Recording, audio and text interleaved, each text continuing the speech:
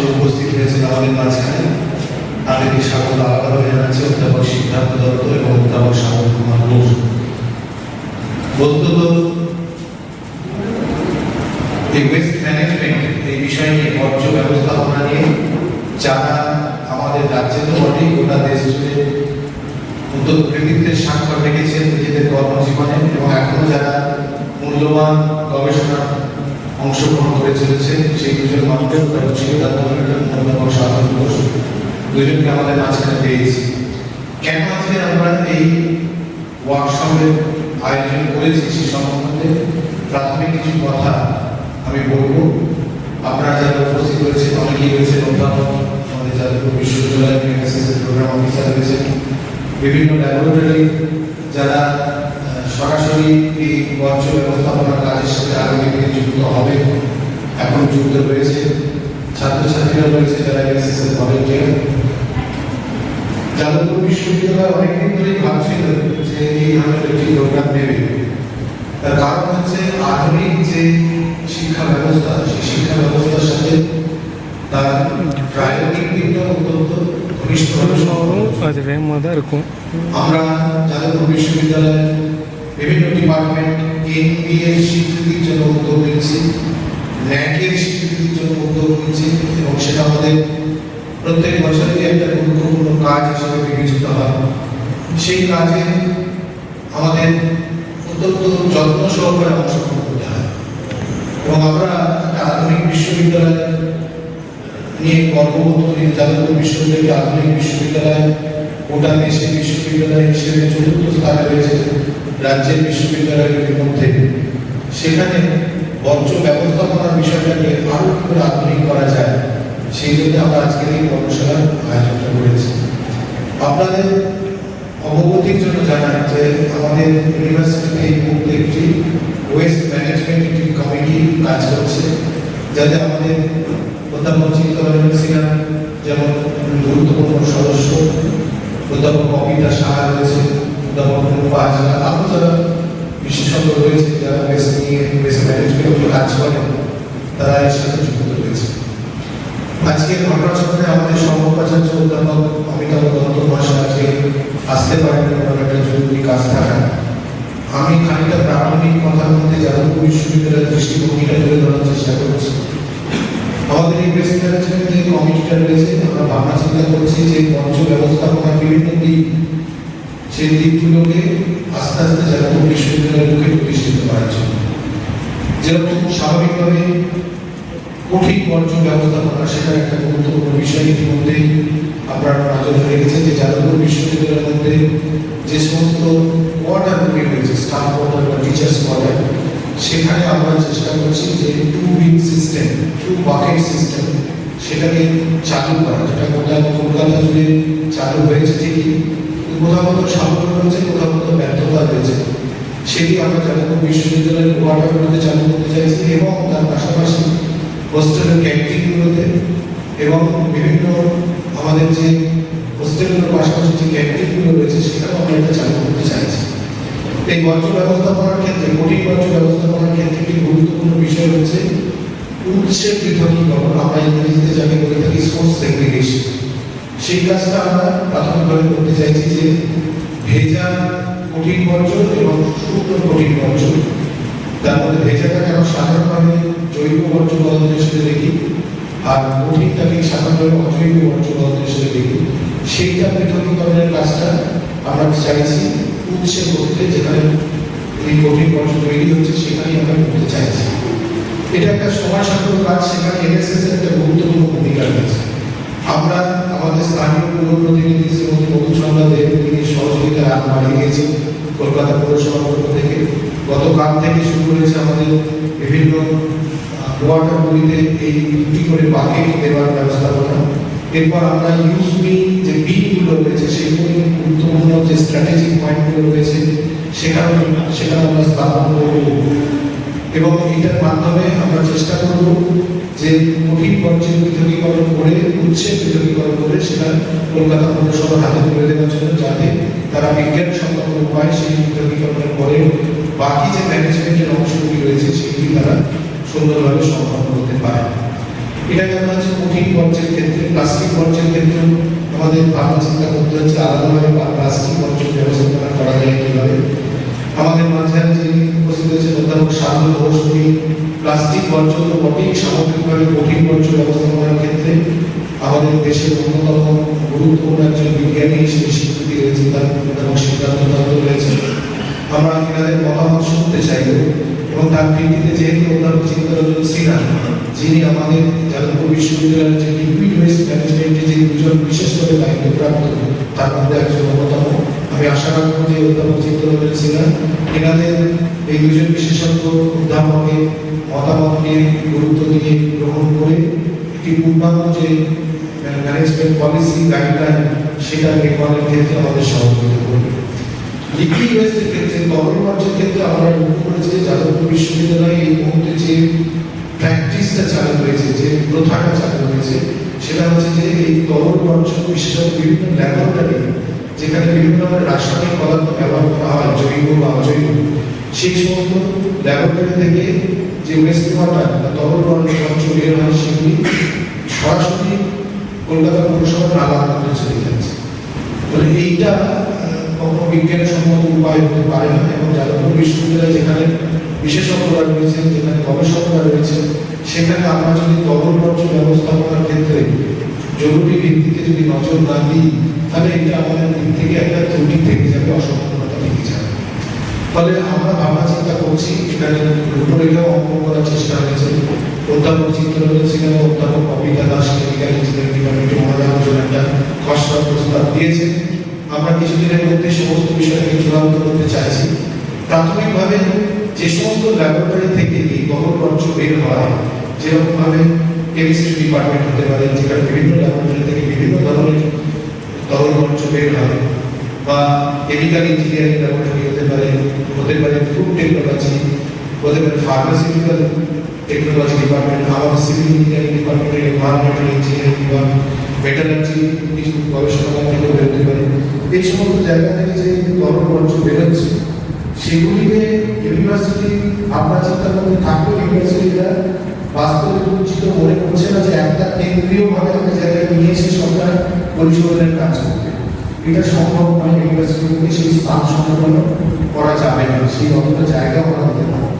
ফলে আমার যতটুকু ধারণা হয়েছে যে বিশেষজ্ঞদের সাথে কথা বলে খানিকটা ডিসেন্ট্রালাইজ লেভেলে আমাদের ভাবনা চিন্তা করতে হবে যে কিভাবে আমরা এই তরল বর্জ্যের পরিশোধনের কাজটা করতে পারি এবং পরিশোধনের পর কলকাতা পৌরসভার যে নিকাশের ব্যবস্থা রয়েছে সেখানে আমরা ফেলার কথা ভাবতে পারি। তাহলে সেক্ষেত্রে অনেকগুলি প্রযুক্তি রয়েছে, সেই প্রযুক্তি আলোচনা হচ্ছে। তবে এমন প্রযুক্তিকে আমরা কখনোই সুপারিশ করতে পারবো না যে প্রযুক্তিগুলোকে চালু রাখা অত্যন্ত ব্যয় সাপেক্ষ এবং অত্যন্ত দক্ষতার বেশি দরকার হয়, মানে স্কিল ওয়ার্কফোর্সের দরকার হয়। এমন একটা জিনিস আমরা যদি চালু করার কথা ভাবি সেটা কোনো একটা বাস্তবচিত হবে না। ফলে বিকল্প যে সমস্ত ভাবনা চিন্তা হয়েছে, এখন যে প্রযুক্তি নিয়ে অনেক ভাবনা চিন্তা হচ্ছে ইমিগ্রেশন প্রযুক্তি, সেখানে যদি কিছু প্রয়োগ করানো যায়, সেই ভাবনা চিন্তা আমাদের ভাবনা বিশেষজ্ঞদের মধ্যে এসেছে, তারা সেগুলো সুপারিশ করার কথা ভাবছে। ফলে এই ল্যাবরেটরি কেমিক্যাল ওয়েস্ট ম্যানেজমেন্ট এইটা আমাদের একটা গুরুত্বপূর্ণ দিক, যেটা আজকে বিশেষজ্ঞদের কাছ থেকে আমরা শুনতে চাই, জানতে চাই।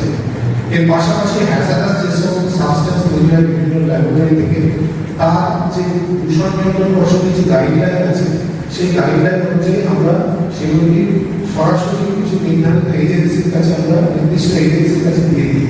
এটা হচ্ছে পলিউশন কন্ট্রোল বোর্ডের গাইডলাইনের মধ্যে রয়েছে, তাদেরকে দেওয়ার চেষ্টা করছি। এবং পশ্চিমবঙ্গ সরকারের অনুমোদিত একটি সংস্থা রয়েছে ওয়েবের ইলেকট্রনিক্স বর্জ্য তারা নিয়ে যাচ্ছেন এবং তার জন্য তারা অর্থ ইউনিভার্সিটিকে দিয়ে ইলেকট্রনিক্স বর্জ্য নিয়ে যাচ্ছে।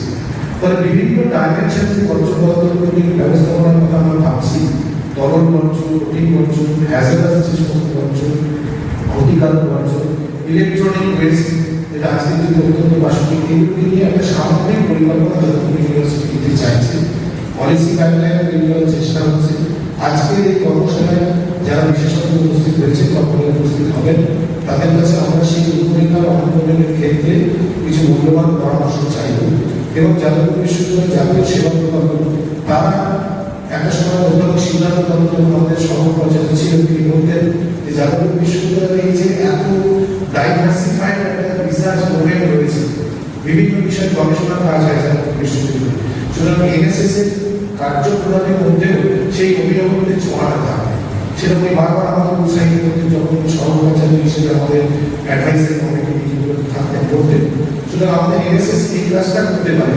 এই যে ধরুন কঠিন বর্জ্য পৃথকীকরণের কাজ হচ্ছে, সেই প্রচার সম্পর্কিত লিফলেট আমাদের এনএসএস এর ভলেন্টিয়াররা বিভিন্ন কোয়ার্টারে গিয়ে সেই সচেতনতা তৈরি করার ক্ষেত্রে একটা গুরুত্বপূর্ণ ভূমিকা পালন করতে পারে। যে আপনাদের কাছে যে সবুজ বাতি দেওয়া হচ্ছে, সেখানে জৈব বর্জ্যগুলো রাখবেন আর অজৈব বর্জ্যগুলোকে রাখবেন নীল বালতিতে। এই কথাটা বুঝিয়ে বলতে পারেন, যাতে পুরসভার যখন গাড়ি আসবে তাতে আমরা সেইভাবে ক্ষেত্রে নেই নির্ধারিত স্থানে আমরা সবুজ বাতির বর্জ্য ফেলবো, আরেকটা নির্ধারিত স্থানে আমরা নীল বাতির বর্জ্য ফেলবো। এই যে প্রচারের কাজটা, এই যে সচেতনতা তৈরির কাজটা, এটা এনএসএস এর ছাত্রছাত্রীরা খুব সুন্দরভাবে করতে পারে। এটা আমরা আগামী দিনে আমাদের বিশ্ববিদ্যালয় কর্তৃপক্ষ ভাবছেন যে প্রচারের কাজটা, সচেতনতা তৈরির কাজটা, সেখানে এনএসএস একটা গুরুত্বপূর্ণ ভূমিকা রাখতে পারে। আমি এই প্রারম্ভিক কথাগুলো বললাম, আমাদের বিশেষজ্ঞদের কাছ থেকে আরো অত্যন্ত গুরুত্বপূর্ণ কতগুলি পরামর্শ আমরা নেব এবং তার ভিত্তিতে আগামী দিনে যাদবপুর বিশ্ববিদ্যালয়ের ওয়েস্ট ম্যানেজমেন্টের যে পলিসি গাইডলাইন্স, সেটাকে চূড়ান্ত করার ক্ষেত্রে তারা মূল্যবান কিছু মতামত দিয়ে যাবেন। এই আশা রেখে আজকে এই কর্মশালার সর্বাধিক স্বাগত কামনা করে আমি আমার কথা শেষ করছি। ধন্যবাদ প্রভুকে। সামগ্রিকভাবে আমরা যে প্রাথমিক পর্যায়ে আছি, প্রাথমিক পর্যায়ে আমরা চিন্তা করছি সেটা বললেন।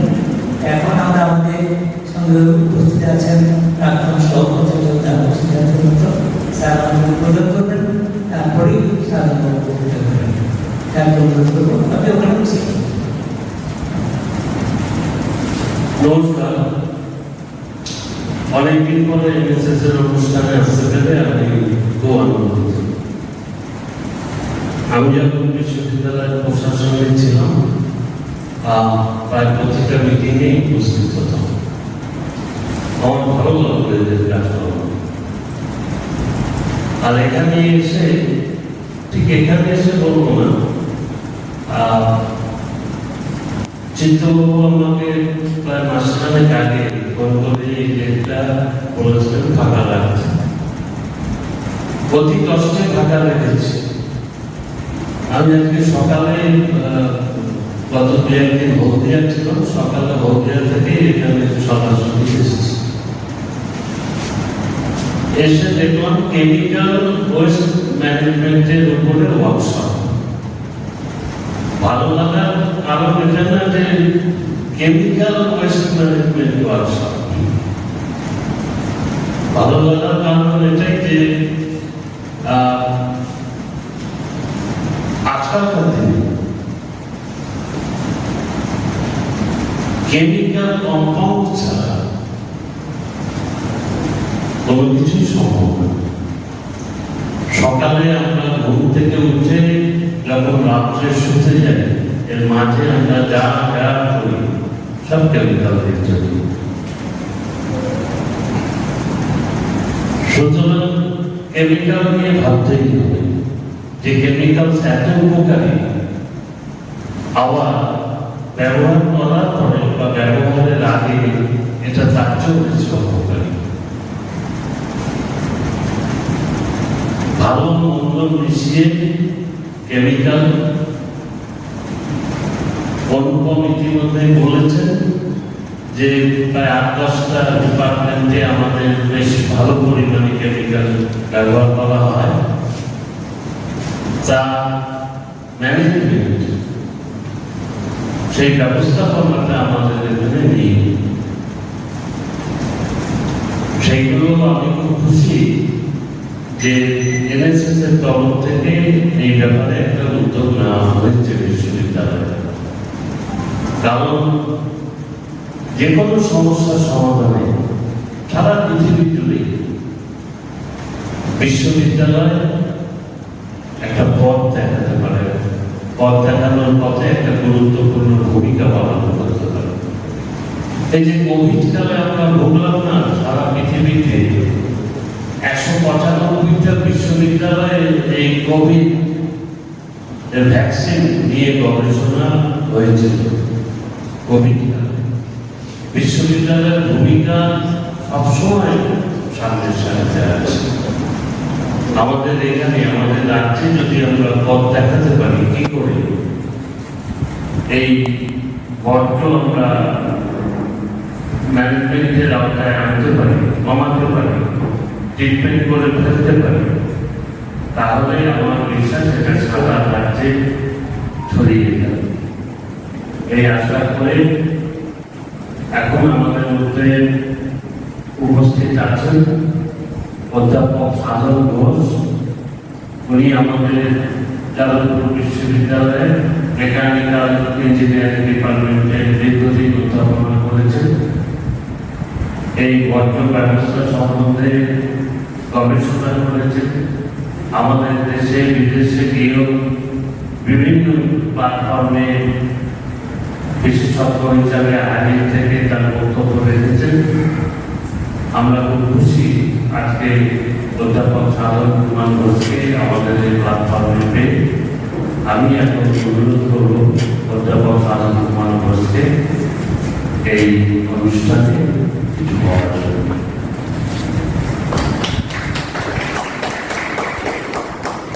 Thank you, Professor.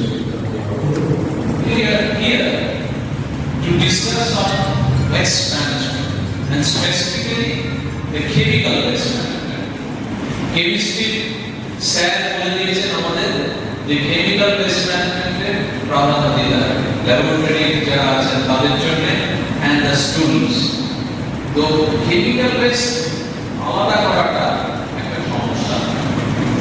আমরা এই chemical waste কে গ্রামাটিক্যাল অর্থে হ্যাজার্ডাস ওয়েস্ট সারা পৃথিবীতে তার মধ্যে বিভিন্ন রকমের ওয়েস্ট আছে।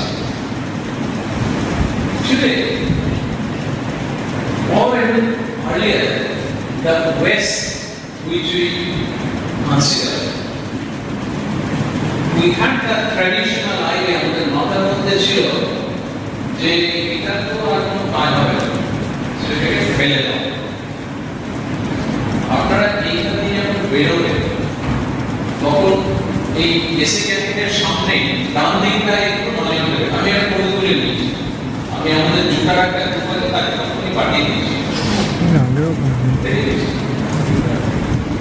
সেটা হচ্ছে ওইখানে লেখা আছে যে এইখানে কোনো নোংরা পদার্থ বর্জ্য এইগুলো ফেলবেন না, পরিষ্কার রাখবেন না।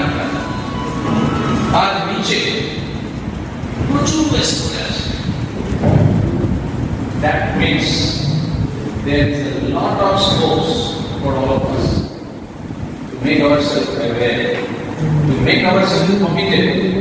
এটা কিন্তু যাদবপুর ইউনিভার্সিটির এনডিপি নাম্বার যে আছে সে ফেলে দেয়নি, এটা কিন্তু আমার এবং আপনার মতো লোকেরাই এখানে ফেলে দিয়েছে। ব্যাস। So our responsibility first not to throw, not to litter. আমরা ওয়েস্ট যদি হয় তাহলে the culture which we have established ওটা স্টোর করুন, বাড়িতে হোক, অফিসে হোক, ল্যাবরেটরিতে হোক, অন্য জায়গায়। তাতে কি হবে? অন্য জায়গাগুলো পরিষ্কার থাকবে। তাতে কি হবে? ওই ওয়েস্ট যেটা আমি ওখানে ফেলে দিলাম যদি কোনোভাবে কাজে লাগানো যায়, ডোন্ট ডিস্টার্ব প্লিজ, কোনো কল্পনা নেই, সেটা যদি কোনোভাবে কাজে লাগানো যায় তাহলে আমরা ওই ওয়েস্টটাকে একটা ওখান থেকে নিতে পারবো। ওখানে কোনো মাটি বা অন্যান্য নোংরা জিনিসের সঙ্গে সংস্পর্শ হবে না, কোনো কন্টামিনেশন হবে না। এন্ড থার্ড কি, আমার মতো আপনার মতো কিছু লোক ওই যে ওয়েস্টটা আছে এই টেকনোলজিতে এই ওয়েস্টটা একটা ইউজেবল প্রোডাক্টে কনভার্ট করতে পারবো, সেটা যেমন দিতে পারবো, সেই রকম ওই ওয়েস্টটা আমি রিসাইকেল আর রিউজ করার মতো একটা পরিবেশ তৈরি করবো। এবং রিসাইকেল করলে কি হবে? এই ওয়েস্ট আমরা ট্র্যাডিশনালি ভাবছিলাম যেটা ফেলে দেওয়ার মতো, এবং ডাম্পিং গ্রাউন্ড দেখেছেন আপনাদের মধ্যে?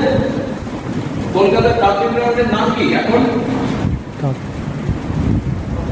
হাপা দেখেছেন? বাক্সার কাছে দেখেছেন? কেটে দেখেছেন? নাম তো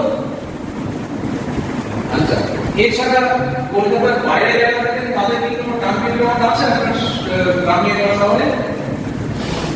ডাম্পিং গ্রাউন্ড হচ্ছে যেখানে ওয়েস্ট গুলো ফেলে একদম পাহাড়ের মধ্যে তৈরি করে দেওয়া হয়। কেউ দেখেছে? টিটাগড়ে আছে। গুড। আর কোথায় আছে? কে কে দেখেছে ডাম্পিং গ্রাউন্ড? ডাম্পিং গ্রাউন্ডটা দেখে নেবেন। ডাম্পিং গ্রাউন্ডটা এই জন্য আমি বলছি দেখে নেবেন, তাহলে আপনি বুঝতে পারবেন এটার প্রয়োজন নেই আমাদের সোসাইটিতে। ওটা শুধু ডাম্পিং গ্রাউন্ড আছে নেই, বাট ওটা হচ্ছে আমার এবং আপনার পক্ষে সবচেয়ে ক্ষতিকর একটা জায়গা। কেন?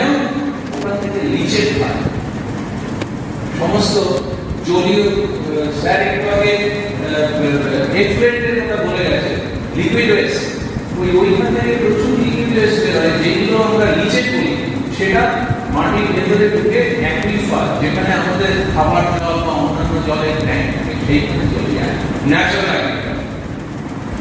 এইগুলো মাটির মধ্যে মিশে যায়। আপনারা খাবার পাশ দিয়ে যদি যান দেখবেন প্রচুর কপি বা অন্যান্য ভেজিটেবল মাঝে মধ্যে বিক্রি হয়, ওইগুলো সব ওখানে চাষ হয়। ওই সমস্তগুলোতে কন্টামিনেশন আছে।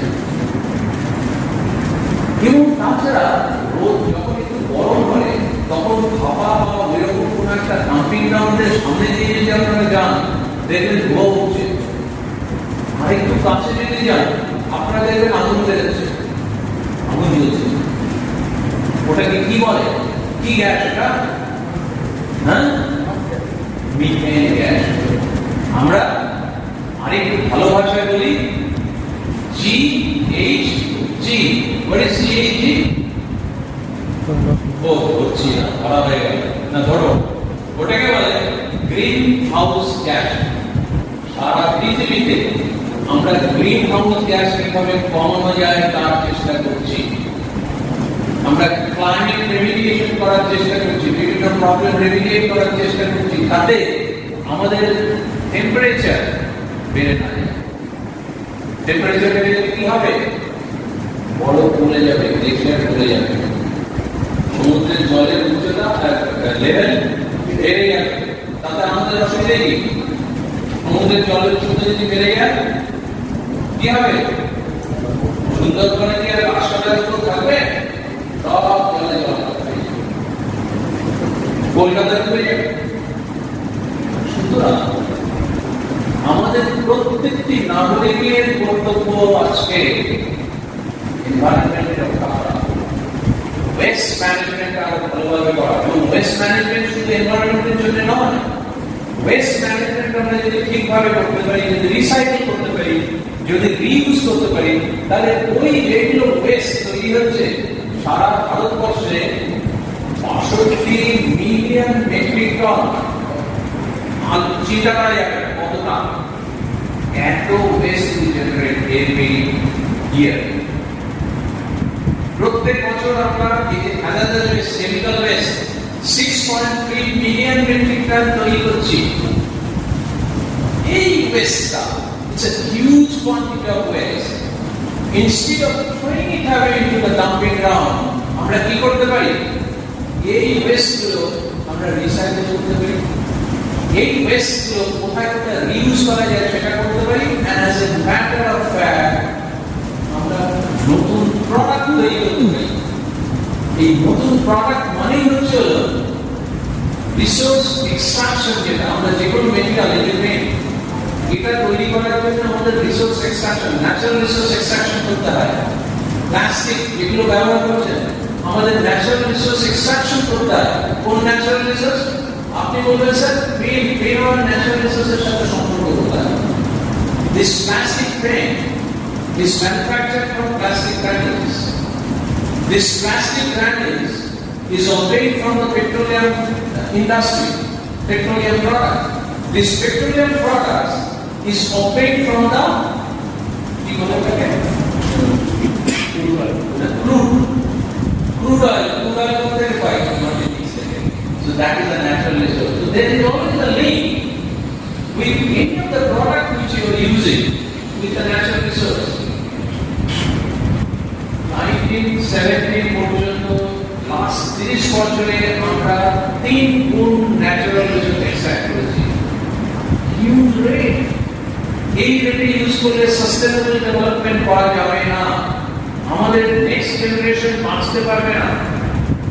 সো ফর দ্যাট আমাদের ভাবতে হবে যে how the extraction of natural resource এক্সট্রাকশনটা কিভাবে কমানো যায়।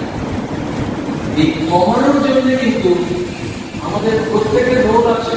আপনারা ভাববেন না শুধু সায়েন্টিস্ট বা ইঞ্জিনিয়ার বা ফ্যাক্টরি রোল আছে, সবার রোল আছে। Because that one of the component of that is the waste management and circular economy. And যদি waste থেকে আমরা কিছু তৈরি করতে পারি, রিসাইকেল করে বা অন্যান্য প্রসেসে, তাহলে সেটা একটা নতুন প্রোডাক্ট তৈরি হবে। নতুন প্রোডাক্ট তৈরি মানে you will have a scope for new employment. And new employment and new product means you can say that is the business development. So a big business volume will be there if you go for recycling.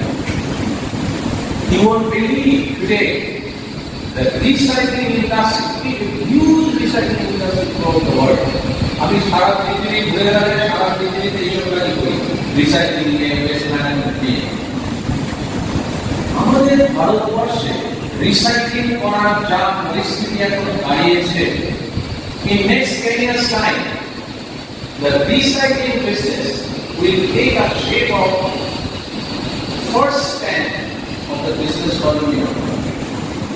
প্রথম 10টা business ভলিউমের মধ্যে একটা volume হবে recycling industry, metal recycling, US recycling, plastic recycling, textile recycling,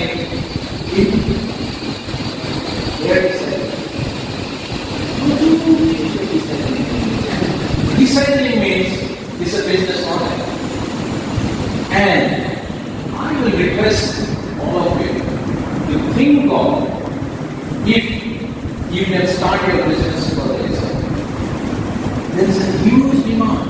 There are many people throughout our country who are doing business with this material, with this waste, using this waste.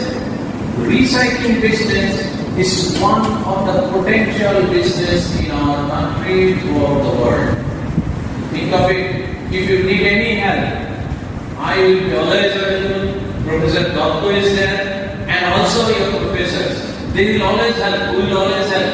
But please, sir, you have to lit the fire, and I am trying to lit the fire in your mind. You must be aware of that. You must explore it very carefully. Do you think that waste management is very much needed in your society? No? Yes? Yes or no? Do you think that waste management and legally meaning waste, we must be committed not to legal? আমাদের কি commitment থাকতে হবে যাতে West পদার্থ আমরা নষ্ট না করে ফেলে না দিই? আমাদের কি কমিটমেন্ট থাকতে হবে যাতে আমরা ওয়েস্ট ম্যানেজমেন্টটা এফেক্টিভলি করতে পারি, সার্কুলার ইকোনমি এফেক্টিভলি করতে পারি? কি yes or no? Should you be committed to that? So if you agree with me, I request you to take an oath with me today towards the sustainable development of the economy. Will you agree? Yes? Very good.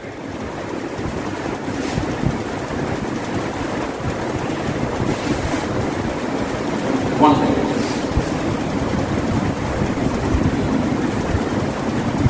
Yeah. I will read and you will follow. Alright? So you know that if you want to take a note, you cannot sit idle. You have to.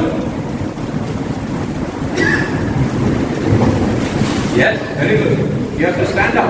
Please, everybody. Do like this. Please, update.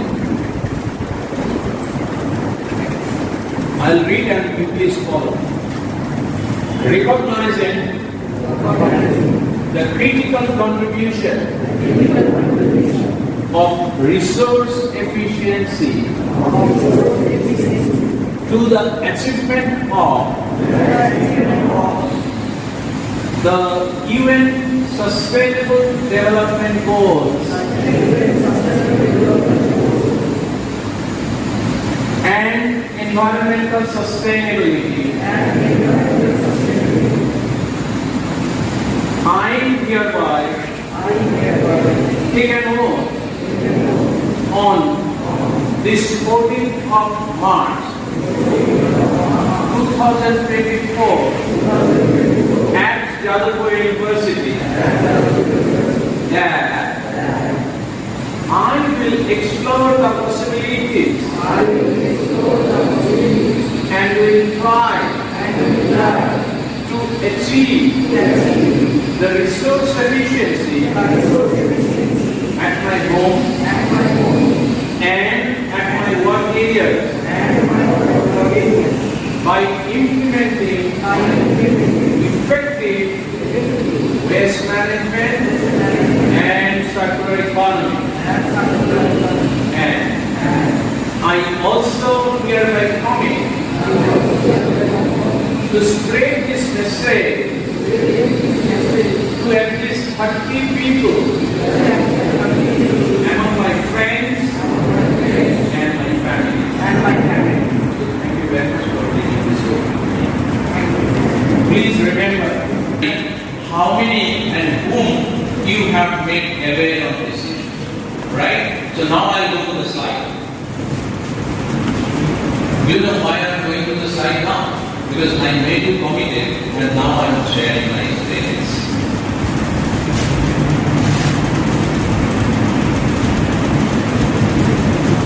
Look, this is a heaven. This is one of the outcomes of my researches. On the first column, you see number of countries. The second column, how much waste we are generating in a year. India is there, around 62 million metric ton, and there are Bangladesh, Nepal, Pakistan, not Pakistan, Germany, South Korea, USA, Sri Lanka, all this, Brazil. On the last column, you see that we know how much waste we are generating, and the last column will give you how much you are talking. Can you tell me which country is doing better with respect to waste management? Mobile, please. Which country is doing good with respect to waste management? Last column again. Sir, which is South Korea. South Korea, what percent waste dumping করছে? Only it was 50%, but now it is around 5%. So 5% of the waste people are allowed to dump in a not dumping ground but sanitary landfill. There is a difference. Scientific landfill, civil law. Sanitary landfill and dumping ground was a difference between this. So India কত করছে? 57%. এবং আপনারা জানেন 1914 আমাদের স্বচ্ছ Bharat mission একটা mission নেওয়া হয়েছিল। জানেন কি স্বচ্ছ ভারত মিশন? You know? হ্যাঁ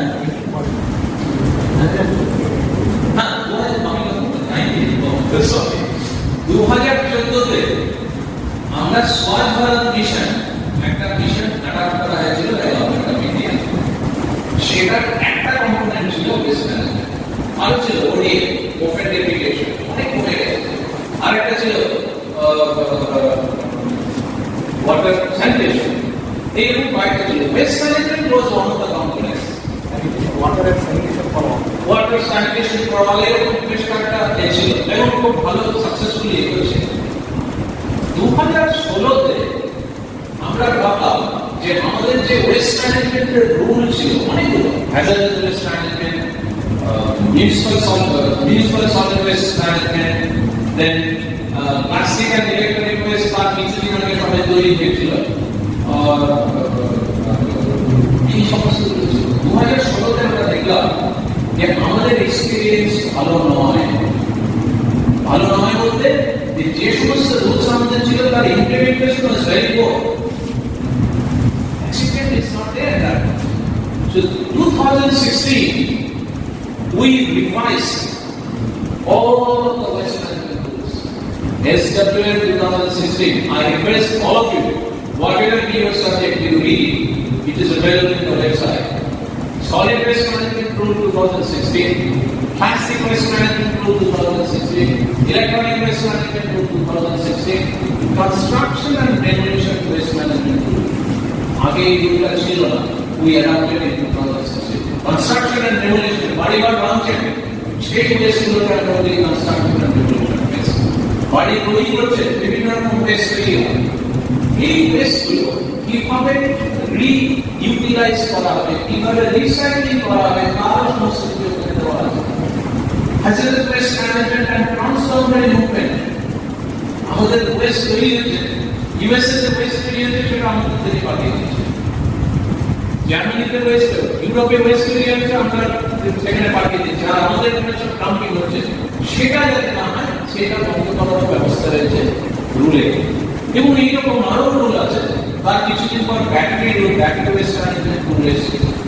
তারপর very recently EPR, Extended Producer Responsibility, that regulation চলে এসেছে। মানে আপনি যদি পলিউট করেন এনভায়রনমেন্টে, তাহলে আপনার দায়িত্ব হচ্ছে to reduce that pollution and to combat with that pollution. So প্রচুর রুলস আমাদের দেশে এসেছে এবং সেই রুলগুলো প্লাস কি আমি বলছিলাম না 2014 তে একটা ইমপ্লিমেন্ট হয়েছিল স্বচ্ছ ভারত মিশন। এই স্বচ্ছ Bharat mission and waste rule এইগুলো ঠিকভাবে ইমপ্লিমেন্টেড হচ্ছে কি না। 2016 সালে আমরা একটা সার্ভে মেথডোলজি তৈরি করি, তার নাম হচ্ছে স্বচ্ছ সার্ভেক্ষণ। স্বচ্ছ সার্ভেক্ষণে বলছে যে আপনি কি করছেন সেটা আমার লোক গিয়ে দেখবে। শুধু কাগজে রিপোর্ট দিয়ে দেবেন সেটাতে আমরা সম্মত থাকবো না। উই উইল লুক ইনটু ইট, এবং আমরা দেখব যে কত ভালো আপনি করছেন। আপনাকে মোটিভেট করা হবে, আপনাকে দরকার হলে অ্যাওয়ার্ড দেওয়া হবে, বিভিন্ন রকম গ্র্যান্ট দেওয়া হবে। এই কর্মটা ইন্ডিয়া শুরু করে এবং 2016 যখন এই স্কিম তৈরি হয়, মাত্র 76টা শহর এতে পার্টিসিপেট করেছিল, because this is a voluntary participation. আমাদের ওয়েস্ট ম্যানেজমেন্ট আমাদের দেশে কিভাবে এগোচ্ছে তার একটা নমুনা হচ্ছে 2016 তে 76টা সিটি পার্টিসিপেট করেছিল মিউনিসিপ্যালিটি। 2023 এ 4200 বেশি সিটি পার্টিসিপেট করেছে। এবং আপনারা ইন্দোর শহরের নাম শুনেছেন? ইন্দোর কোন যেতে? হ্যাঁ, ইন্দোর আমাদের দেশে স্বচ্ছ সার্ভেক্ষণ অনুযায়ী ক্লিনেস্ট সিটি। একবার ঘুরে আসুন, এগুলো ওখানে কি করা হচ্ছে স্যার, কি জন্য ওরা পাস করছে? আপনি যে রান্নাঘরে যে ওয়েস্ট তৈরি হচ্ছে সেই ওয়েস্ট গুলো ফেলে দিচ্ছে না, সেগুলো প্রসেস করছে, তারপর প্ল্যান্টে নিয়ে যাচ্ছে। আমরা বলি বায়োমিথেনেশন প্ল্যান্ট বা বায়োগ্যাস প্ল্যান্ট, আর একটা হচ্ছে কম্পোস্ট প্ল্যান্ট। পুরো ওয়েস্টটা বায়োগ্যাস প্ল্যান্ট এবং কম্পোস্ট প্ল্যান্টে নিয়ে যাওয়া হচ্ছে, সেখানে প্রসেস করে গ্যাস তৈরি হচ্ছে, যেটা রান্নাঘরে যদি ওই পাইপলাইন দেওয়া হয় তাহলে আপনি রান্না করতে পারবেন। So this is the substitution of LPG. সেই এলপিজি দিয়ে আমরা আবার ইলেকট্রিসিটি তৈরি করছি, স্ট্রিট লাইট চালাচ্ছি। So the waste which you are generating, আমরা কি পাচ্ছি সেখান থেকে? ইলেকট্রিসিটি পাচ্ছি অথবা রান্নার গ্যাস পাচ্ছি। আর একটা কম্পোস্ট প্রসেস করে আমরা যে ওয়েস্ট আমরা রান্নাঘরে তৈরি হচ্ছে বা আমাদের বাজারে যে সমস্ত ভেজিটেবল ওয়েস্ট, তার থেকে আমরা কম্পোস্ট তৈরি করছি। কম্পোস্ট কি? আমাদের এগ্রিকালচারাল ফিল্ডে সার হিসেবে ব্যবহার। এই যে অর্গানিক না, অর্গানিক প্রোডাক্ট এখন এত পপুলার হয়েছে, দামও বেশি, অথচ আমরা কিনছি। কেন কিনছি?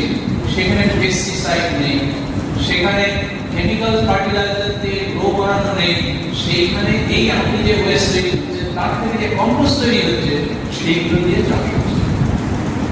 এটা হচ্ছে, এটাকে স্যার এবং আপনারা তিনজনেই বলছিলেন যে বায়োডিগ্রেডেবল ওয়েস্ট বা ওয়েট ওয়েস্ট, এইগুলো সব বায়োডিগ্রেডেবল ওয়েস্ট। বায়োডিগ্রেডেবল ওয়েস্টের সহজ সংজ্ঞা হচ্ছে হলো ওয়েস্টটা নিয়ে আপনি মাটিতে ফেলে দিন, কিছুদিন পর আপনি ওয়েস্টটা দেখতে পারবেন তো কোনোভাবে বায়োডিগ্রেডেবল হয়ে গেছে।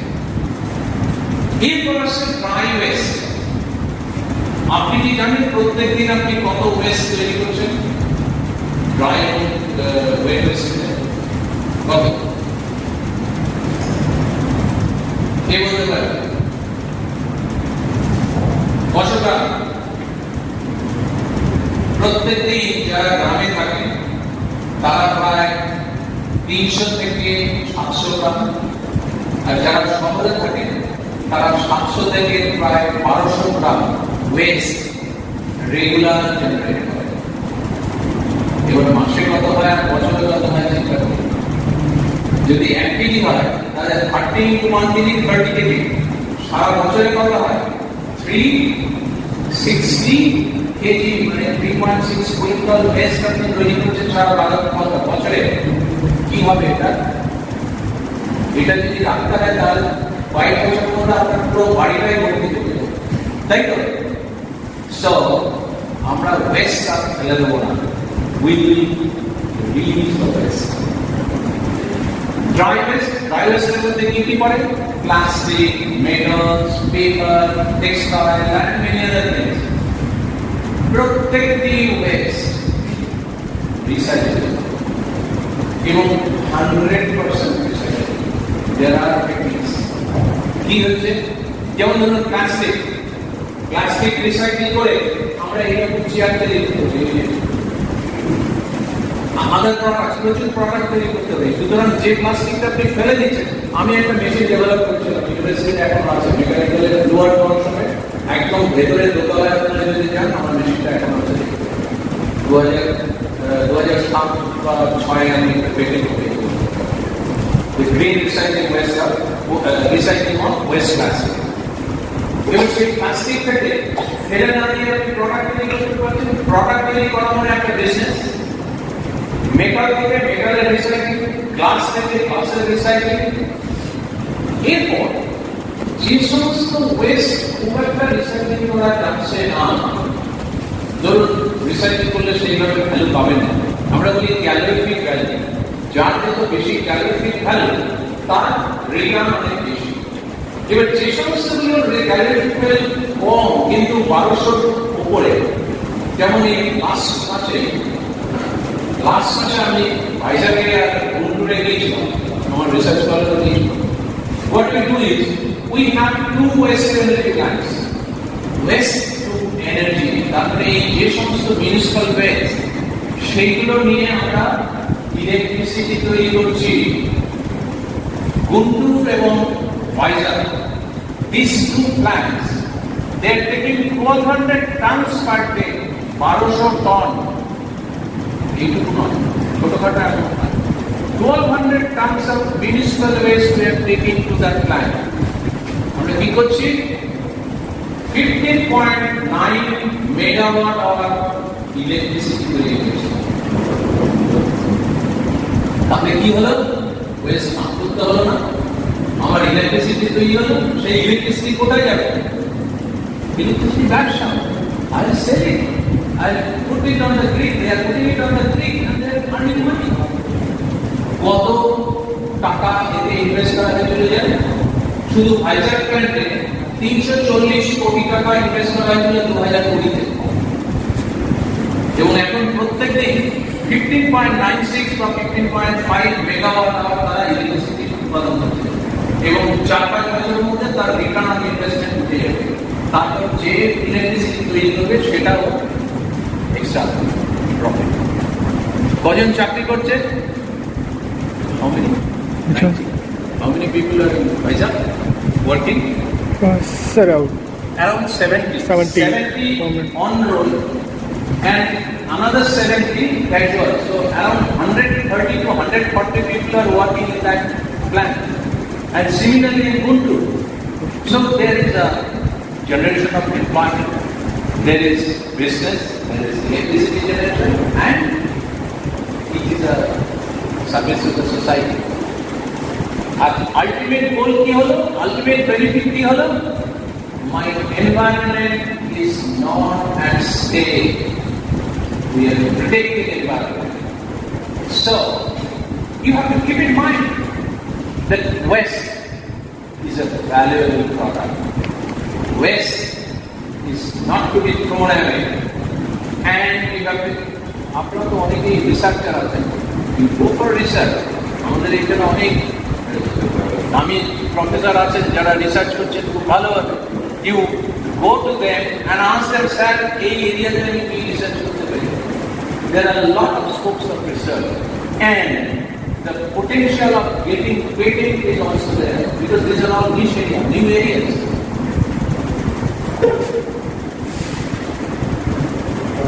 এবার আমি আসছি আপনাদের কেমিক্যাল ওয়েস্টে। দেখুন আমি একটা ফটো দেখিয়েছি। ঠিকভাবে যদি hazardous and chemical waste handle করতে হয়, these are the should for it. So, don't play with chemical waste. Don't play with hazardous waste. This will create problem for the person who is handling it. You must take care.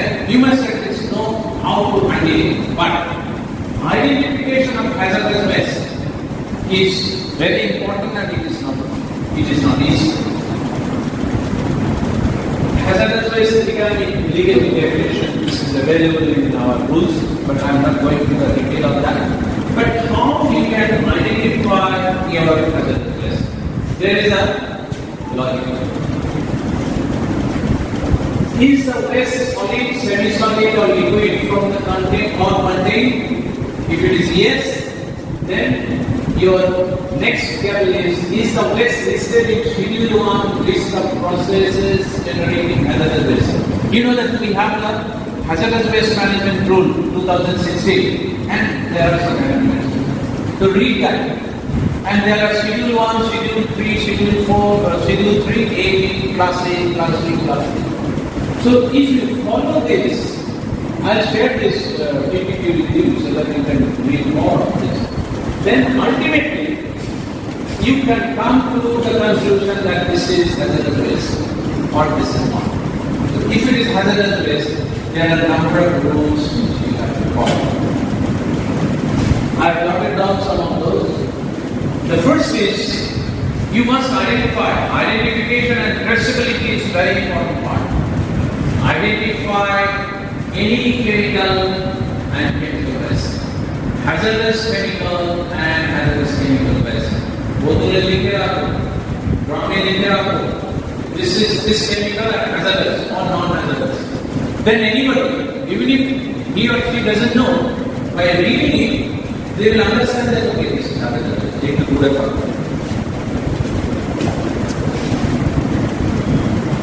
Storage. You know, in the university, I am always in favor of the best practice in the university. Relevant practice. I tried many times, but I could not. I give a lot of proposals to the university, but say yes, this is good, we will do it, and after that I have seen that nothing has been done. Okay, but Dr. Anupam was saying that something is that professor is saying that there is a committee now. I hope that they can do something, but there are a lot of articles. So you know that the professors will give some proposal and then there is a doubt that whether this will be followed or not. But I wish that this will be followed and this is where we will put this management. Right? So the thing is that here, the storage, waste collection and waste storage of the chemicals when it is not waste, then leveling, then waste collection, the waste collection, there is a system, and then waste storage. There is system in each of the state pollution control board. I request you that read it and that will be a guideline for it. Then handling and disposal, that if it is acid, you have to be very careful. you have to be very careful. And there is system, I'm not detailing the system. Acid plus solvent never put together. You know that. This laboratory people know it. So in that way you should be very careful about wherever it is acid and solvent. But some other thing like empty chemical bottles or empty chemical jars, you should be very careful, you should take care. There is a procedure of cleaning of empty chemical bottles and drums. Preservation of all those. Disposal of all those. You have to hand it over to the authorized agent who is authorized by the pollution control board. Right?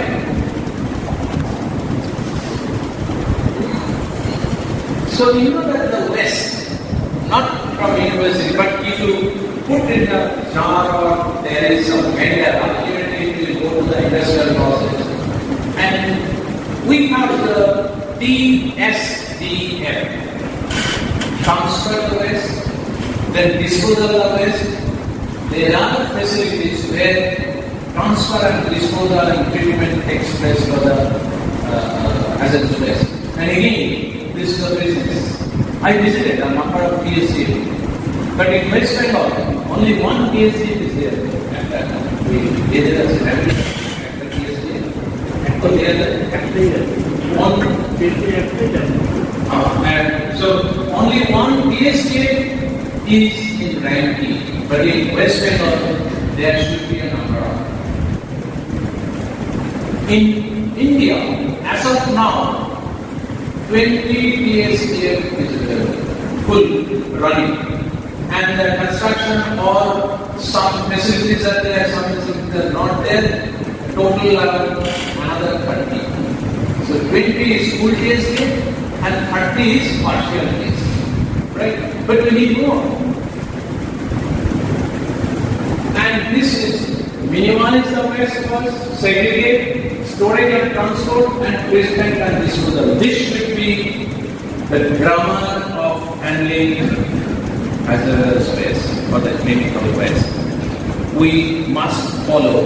And I request the professor who are guiding at university that we must have procedure of handling of chemical waste. Liquid as well as solid. And the liquid chemical waste, I already discussed with many of the professors who dealing with this chemical in the laboratory. You know what can be done? I mean, there can be one pipeline from the laboratories who deal with the chemicals in this area. I mean, science, arts, faculty, and pharmacy. And there can be a common dropping point which can be tested, and then the actions for treatment or disposal can be taken. And similarly on that side, because chemical department, food technology, they are the main consumer of this chemicals. So both of this department may have a common pipeline only for the chemicals laboratories. So there will be another peak which can be tested on a periodic basis, and then the actions can be taken for the disposal and the treatment. So this is the way by which we have to forward and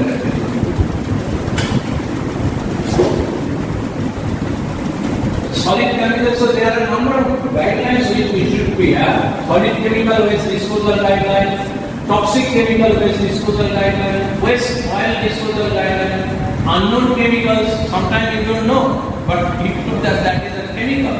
So in that way you have to take care. Empty chemical bottle container disposal, old empty compressed gas cylinder disposal. So these are the systems which you must have in the university. There are a number of universities all over the world, including IISc, Bangalore. They have a very good chemical waste management system. They have a procedure. We can just discuss them. But it is sad that in India we don't have a robust chemical management system. is in the process. But I think that by 2025 there will be something which is very useful for all. And you know that this is the life cycle of the chemicals. First, take the chemical, recycling of chemical or product. This is related to extraction, processing, recycling and disposal. So with all these, you will see that there is a correlation with occupational exposure. Water, air, soil pollution from release and disposal, and environmental exposure. So from each of the chemical phase, there are possibilities. You have to take care very carefully and diligently so that the environmental system can perceive and can exist. And possibly this was, my wife was given this yesterday.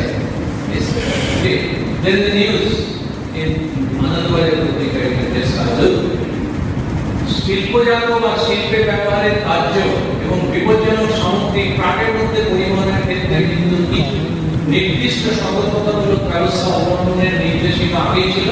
এবার সেই নির্দেশিকার সঙ্গে বিভিন্ন শিল্পের ক্ষতিকারক রাসায়নিক পরিবহনের ক্ষেত্রে আরো বেশি কিছু বিধিনিষেধ আরোপ করেছে, সম্প্রতি জারি করেছে রাজ্য পরিবহন দপ্তর। তো রাসায়নিক বর্জ্য বহনে নয়া নির্দেশিকা আছে। কি হয়? আপনি কেমিক্যালস নিয়ে যাচ্ছেন, ভেহিকলস করে spillage, dangerous. Think of it. Acid is transported and somebody is just walking behind, beside, or a cyclist is going. So if there are some spillage, what will happen to the man? So you have to take care of it by thinking not only to the environment. When chemical is involved, you have to also take care and think of the safety of the person. In laboratory, I don't think that any of my friends in the laboratory use PPE. What is PPE? Personal protective equipment. Personal, what is PPE? PPE, yes, what? Personal? Can you give an example? Personal protective equipment. Each of us used it, and Professor has referred to some time. Can you tell me what is that? Huh? Mask. That is a PPE during a COVID period. So in chemical laboratory, what can be used as PPE? The first is gloves. Second is, because there are some chemicals that chlorine can come out from acid and many other things, some noxious gases. So it is always better to have a mask. Not only for the persons who are working in the lab, but also for all of you who are working. If you go to Japan, you will find only a few people who don't wear masks, not in, whether it is smoking or not smoking. They are very much conscious about their health. We must take care of that. Right?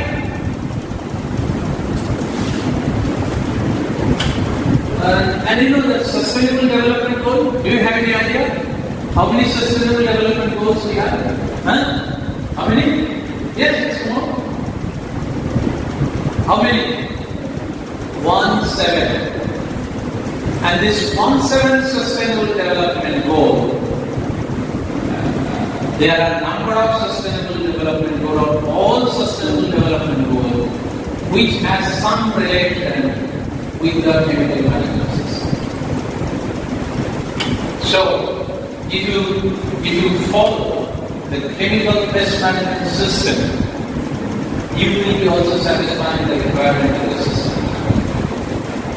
SDG, up to 2030, we have the break practice. Right? You people, whatever is your area of reading and study, you must know all this, you must read all this. The sustainable development goal, the waste management rules, because this is not only for the waste management. This is required and a very good learning in all these documents for all of us. So I request all of you to please read this very carefully and enhance your knowledge. And this is the sustainable development goals. It's a key factor to achieve sustainable development goals. And there is something like 11. The very important thing is awareness development. And you are committed now, I am very happy you are committed now to spread this message to at least 30 people. Are you sure? Excellent. And circular economy, this definition is given by me in 2019 in one of my books. You know that today,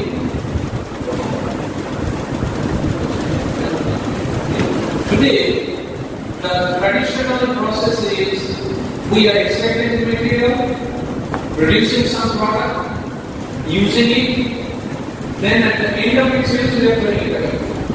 That is a traditional process. In my language, EPCD2. Here, this means EPCD2 in red. Extract, produce, consume, dispose, and deplete, not to off. But we have to come to a higher level, at a higher level. What is that? Zero waste. You have to strive for zero waste, no waste. How no waste? You conserve energy. Like, Papa and light AC children on.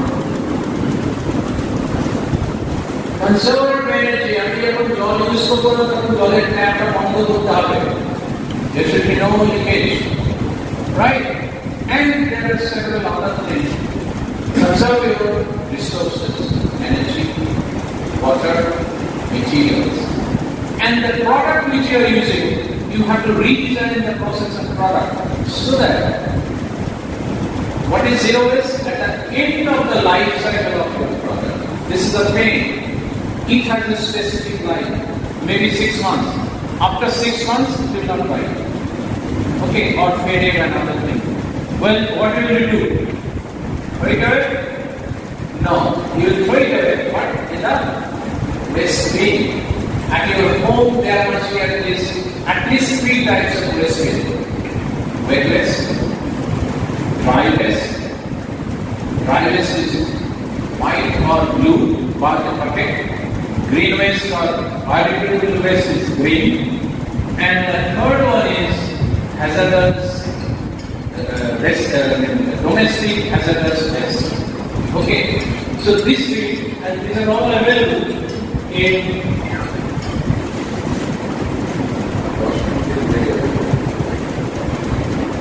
and you know that domestic hazardous waste. Domestic hazardous waste is সমস্ত ধুলো ওষুধগুলো black right? Medical anything it will go in that. But you know that now I have number of schools, colleges and universities where I am trying to adopt waste management facility. So I told them that to put a right bin there, out of dry waste only plastic and e-waste will be kept.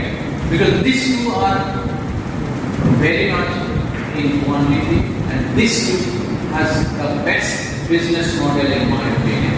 So it has to be separated so the segregation doesn't take time. Right? And at the end of the life cycle, if I become unused now, the materials should be fit to utilize in the second manufacturing process. So that I can manufacture a new product, I can sell it, I can employ some people, and this becomes a business. So that is called circular economy. So the material which once waste, extracted, it goes on using, and it will create economy from the be taught. So today, the circular economy and waste management are the way of life. Don't forget. If you forget, if you don't follow, then you are at least 20 years back. You are 20 years behind from the world. So this is very important aspect for all of us. We have a number of rules. I'll not go into detail. Several rules we have, as I told that in 2016 and later we have revised so many. And at the last, I must thank you all for your patient hearing and not using any mobile phone. Thank you, Prof.Sadhan, for this wonderful. যেটা বলতে চাইলেন যে আমাদের একটা sentence ছিল, without chemistry life is impossible and with chemistry life is miserable. আমরা এই miserable লাইফটা চাইছি না।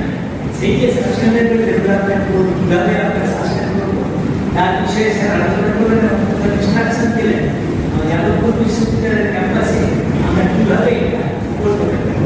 আমি হ্যান্ড ওভার করছি মাই অধ্যাপক সাধন কুমার ঘোষ খুব বিস্তারিতভাবে বলেছেন রিসাইকেল, রিইউজ এইসবের কথা, hazardous waste, municipal solid waste, how to handle those, elaborately here discussed. আমি বিশ্ববিদ্যালয়ে কি করেছে এর জন্য দু একটা উদাহরণ দেব। প্রথমত হচ্ছে রিসাইকেল, রিইউজ আমরা বিশ্ববিদ্যালয়ে করেছি। ফুলের থেকে আমরা আবির তৈরি করেছি, ফুলের রং থেকে আমরা মোমবাতি তৈরি করেছি। এই যে আমাদের মন্দিরঘাট ফুলের বাজারটা আছে না আমরা নিজের তলায়, ওইখানে রাজ্যের সব জায়গার ফুল আসে, 60% বিক্রি হয়, 40% বিক্রি হয়। আর ওখানে যে রেখে দেবে বিভাগ করবে তার ব্যবস্থা নেই। বেলা শেষে সব ফেলে দিয়ে ওই হুগলি নদীতে, যেটাকে আমরা গঙ্গা বলি, ফেলে দিয়ে চলে যায়। গঙ্গা দূষণ হয়, জলের দূষণ। আমরা প্রথম এই প্রজেক্টটা হাতে নিই কেমিক্যাল ইঞ্জিনিয়ারিং ডিপার্টমেন্টে। প্রথমে আমরা জানিয়েছিল যে সব কেমিস্ট্রি ফুল ব্যবহার হয়, নষ্ট হয় হচ্ছে লাদার জবা অপরাজিতা। কেন জানেন? এই তিনটে তুলি পুজোয় বেশি লাগে। আর আমাদের এমনই অভ্যাস, আমরা পুজোর দিন প্রমাণিত যত্ন করি, তারপরের দিন আমাদের বাড়ির পাশে ট্রেন বর্তমান এতটাই আমাদের ভক্তি। এবং সেইটা গিয়ে এই জলাশয়ে, পুকুর, ডোবা এসবের পরে সেখানকার জলের দূষণ হয়। আমরা সেটা দিয়ে প্রথমে জামা কাপড়ে জল করি, রিইউজ।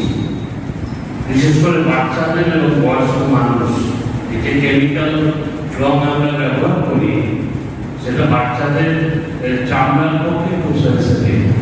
সেই জন্য আমরা চেষ্টা করি আমরা সুতিতে পেরেছিলাম, কিন্তু অতটা সাফল্য লাভ করতে পারিনি। কিন্তু উলের ক্ষেত্রে এবং পলিমারের ক্ষেত্রে, পলিয়েস্টার এইসব জাতীয় ইয়ের ক্ষেত্রে আমরা রং করতে পেরেছিলাম। এমনকি সিল্কের শাড়িতেও বেশ রং করা হয়েছিল। মুর্শিদাবাদ থেকে রং সিল্ক কেনে, সেটা প্রায় 2006-07 সালে। এখনো আমার বাড়িতে আছে রঙের